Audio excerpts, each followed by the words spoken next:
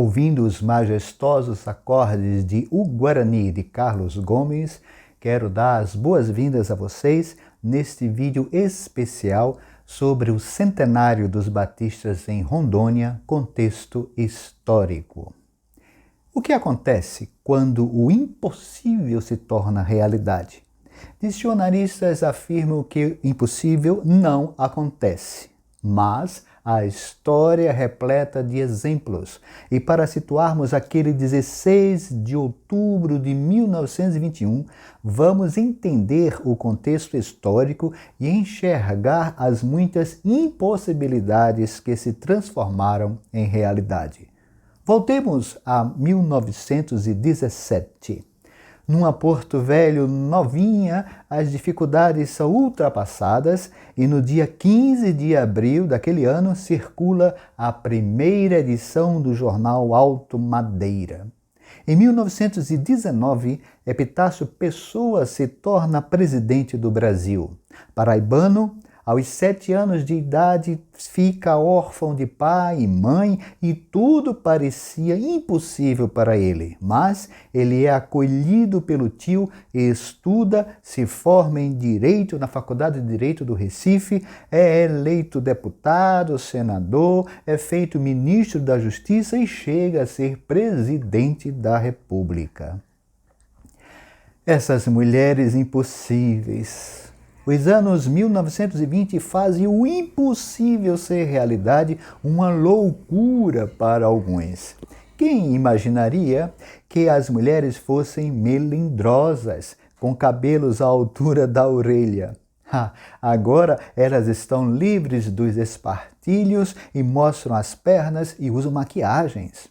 A boca é carmim, parecida com o coração. Os olhos são bem marcados e as sobrancelhas tiradas e delineadas a lápis.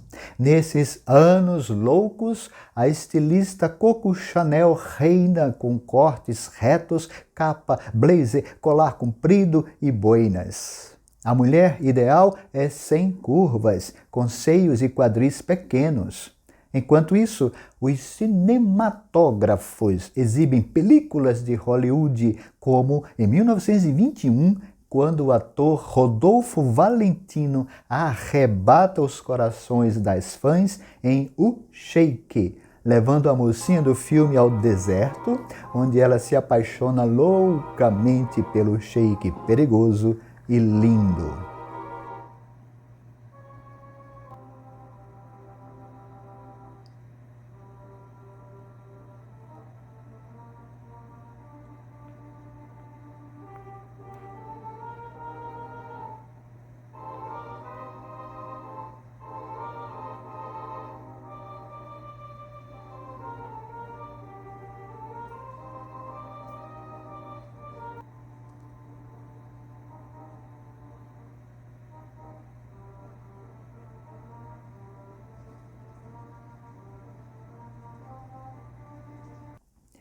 Esses loucos impossíveis.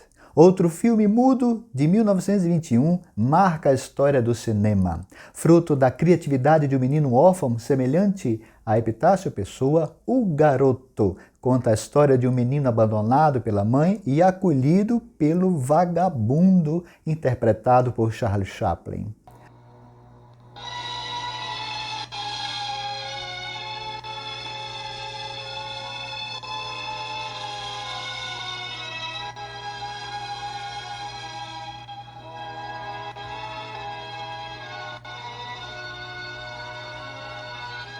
Os dois se tornam uma dupla perfeita, tentando sobreviver às exclusões do capitalismo. Chaplin quebra a impossibilidade de criticar a sociedade pelo cinema. Pouco antes, em junho de 1920, acontece a primeira exposição da arte dadaísta, a arte que nega a arte. No mesmo ano, as mulheres dos Estados Unidos conquistam o direito ao voto. Será que um dia elas governarão nações? O perfume Chanel número 5 é lançado, permanecendo até hoje entre os mais apreciados do mundo.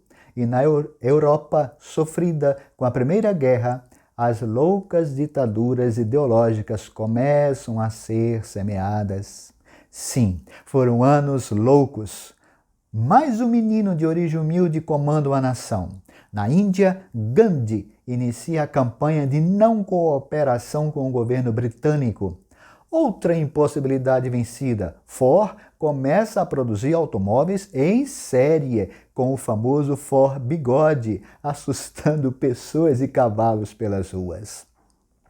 Outra impossibilidade, um punhado de escritores, artistas plásticos, arquitetos e músicos renovam a cultura brasileira com a Semana de Arte Moderna. E quem combate a recessão norte-americana é o Popeye, o herói Popeye, enquanto por aqui surge o movimento tenentista. O mundo está de cabeça para baixo.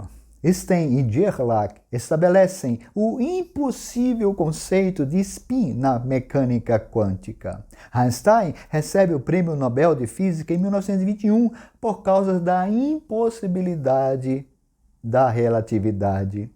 Nesses anos loucos, nascem 3 meninas que inspiram gerações. Maria Clara Machado, escritora e dramaturga, Ruth de Souza, atriz, e Clarice Lispector, escritora. Também em 1921, 2 meninos nascem e relativizam a impossibilidade humana. Sakharov, físico que defende o uso pacífico da energia nuclear, e Paulo Freire, pedagogo pernambucano que defende a educação como libertação. Essas invenções impossíveis. Em 1921, a Nestlé inaugura a primeira fábrica no Brasil e os brasileiros passam a consumir leite moça e farinha láctea. A Gessi mantém seu sabonete como preferido. O sabão Flocos Lux conquista as donas de casa como substituto para o sabão em barra. E à mesa não pode faltar a margarina, vencendo o espaço da manteiga. Tem mais. O que dizer de um escritor que subverte as histórias infantis, inventando a menina como principal protagonista ao lado da boneca, da avó e da tia?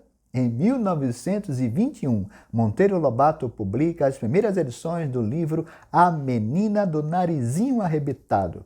Será que é possível a mulher ser heroína nas histórias e na vida real?